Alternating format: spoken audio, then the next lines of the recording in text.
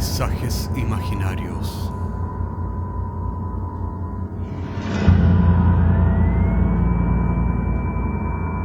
Una producción Cortés Rojas.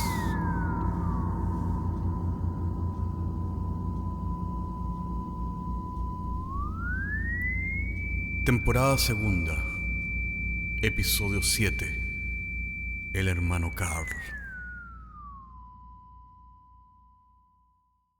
Mucho se ha escrito y se ha comentado de la importancia mística de la sangre en casi todas las religiones humanas.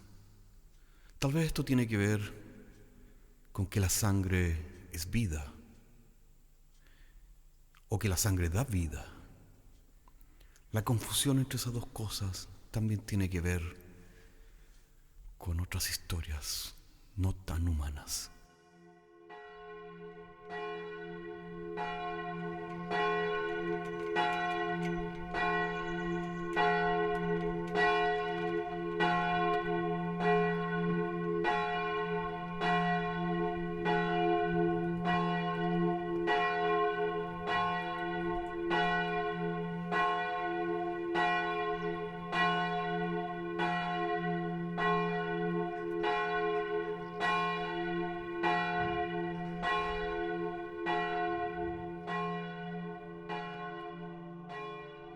En los primeros años del protestantismo en Alemania, hubo muchos fervorosos predicadores que, siguiendo el ejemplo de Martín Lutero, el ex monje agustino, habían renegado también de sus votos monásticos y de su fe católica.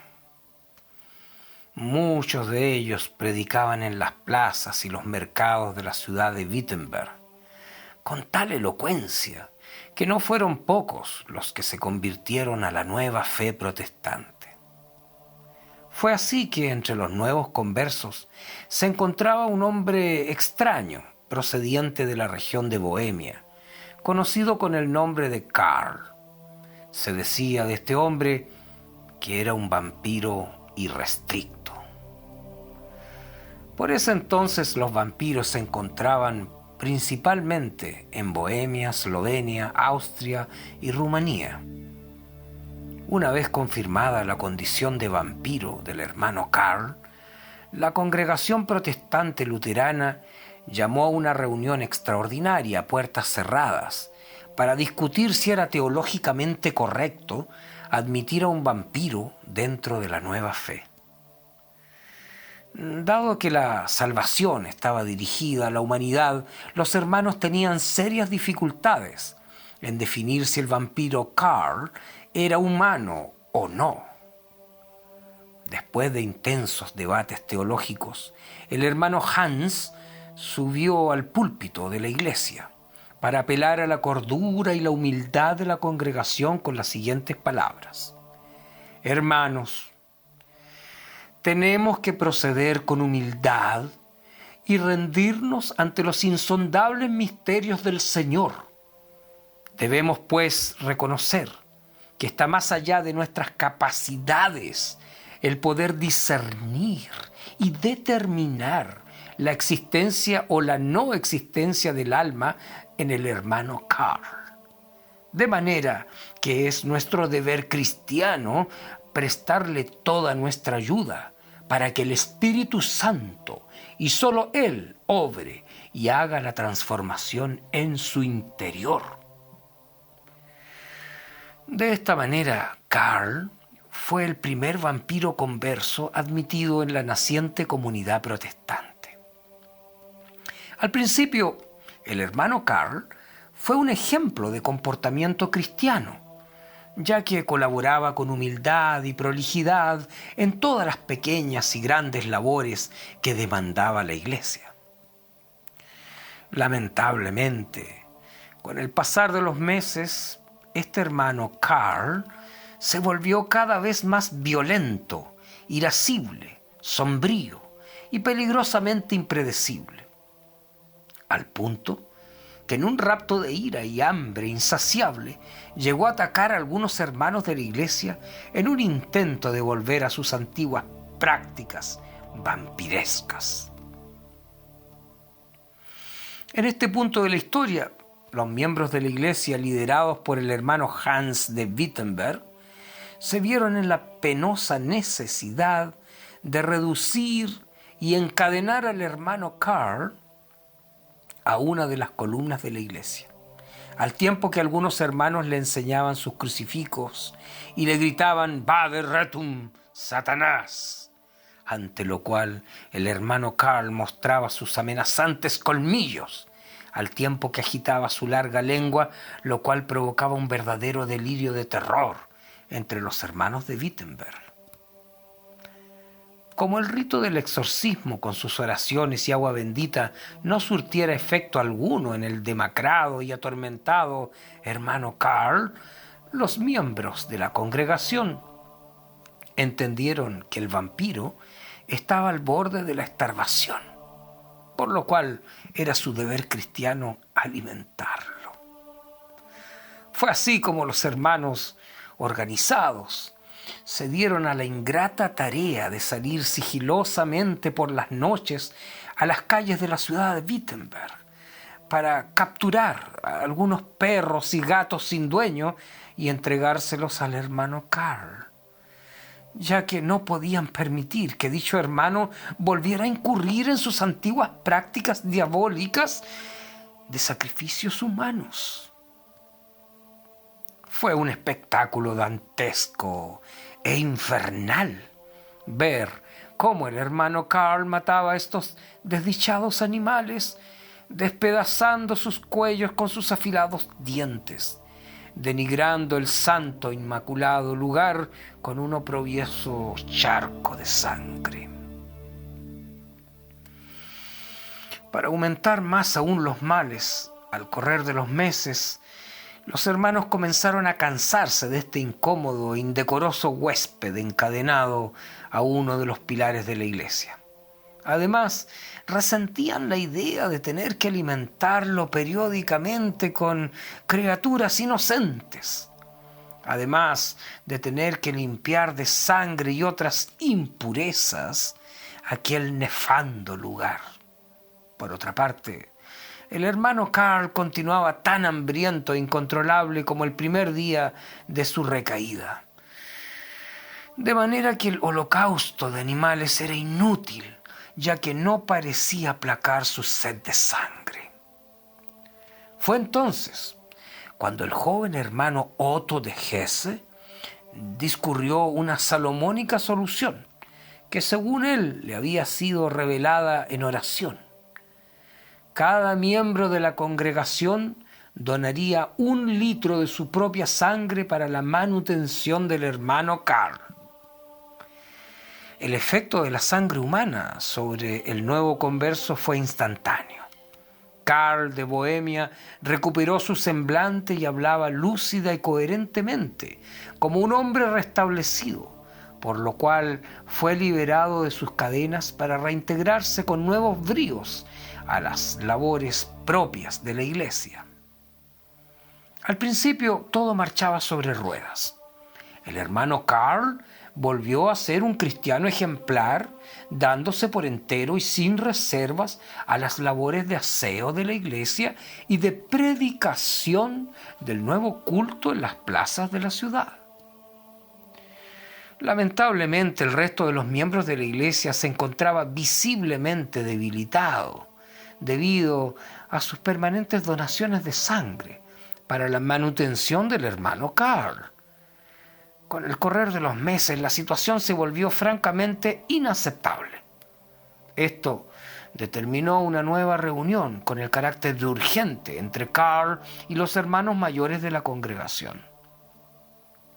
Esta reunión se realizó a puertas cerradas, en el más estricto secreto, ya que en ese consejo se hablarían cosas que, por su complejidad pastoral y aparente contradicción doctrinaria, podrían ser causa de confusión y extravío de los hermanos más jóvenes recién iniciados en la nueva fe. El hermano Hans comenzó por explicar al hermano Karl la ostensiblemente crítica situación en que se encontraba la congregación al tener que alimentarlo ante lo cual Karl se mostró inesperadamente razonable y comprensivo. Hermano Karl, después de meditar largamente sobre esta extraña situación en la cual nos encontramos, hemos llegado a la conclusión de que tales situaciones excepcionales requieren soluciones igualmente excepcionales, dijo el hermano Hans, quien parecía medir cada una de sus palabras con gran prudencia y aplomo. Es así como hemos determinado que, aunque nuestra decisión contravenga en apariencia todos nuestros principios protestantes, te exhortamos, Karl de Baviera, con dolor cristiano, a que abandones nuestra congregación para convertirte al catolicismo. El hermano Karl estaba profundamente choqueado. No podía dar crédito a lo que estaba escuchando, más si consideramos que había sido llamado a la conversión por los mismos hermanos que ahora lo exhortaban a abandonar su congregación. Sin embargo, el hermano Hans continuó con su impecable y bien articulado razonamiento. Bien sabemos que los católicos son los únicos vampiros naturales en este mundo.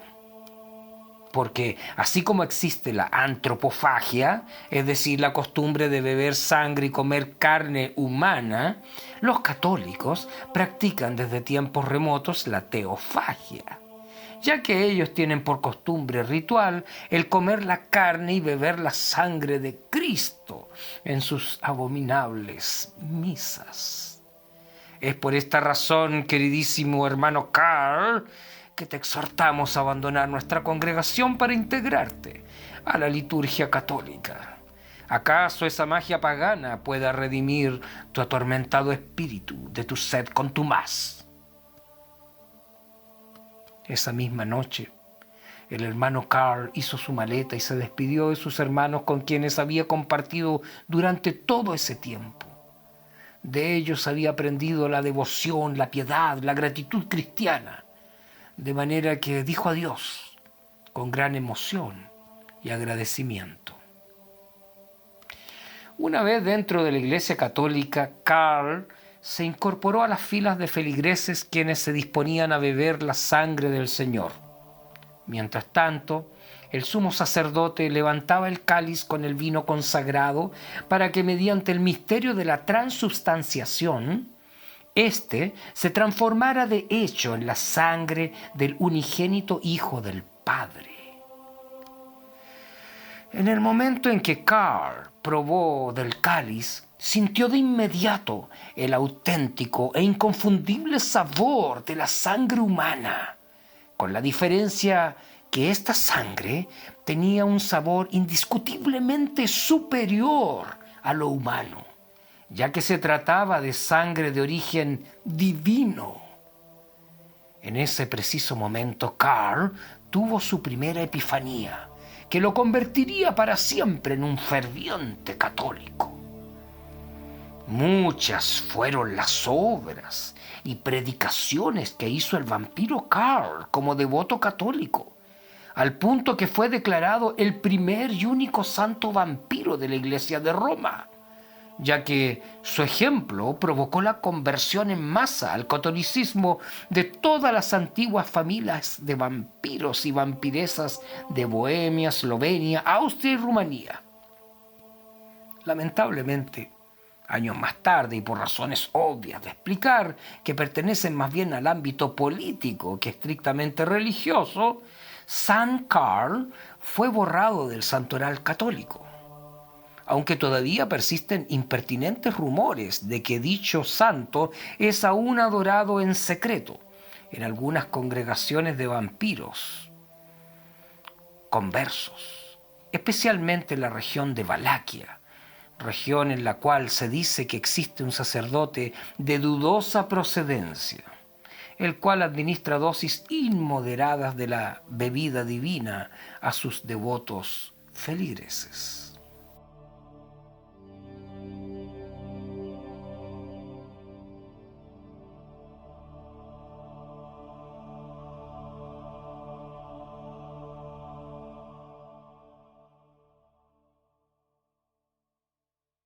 El escritor colombiano Omar Ortiz. Poema. Dice el brujo que el murciélago se cuelga de las uñas para estar más cerca de Dios. Hasta la próxima semana.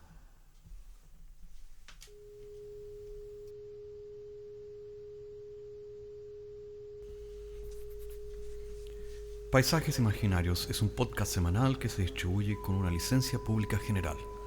Puedes encontrarnos en iTunes, Spotify o donde quiera que escuches podcasts. Contáctanos a paisajes@caco.cl.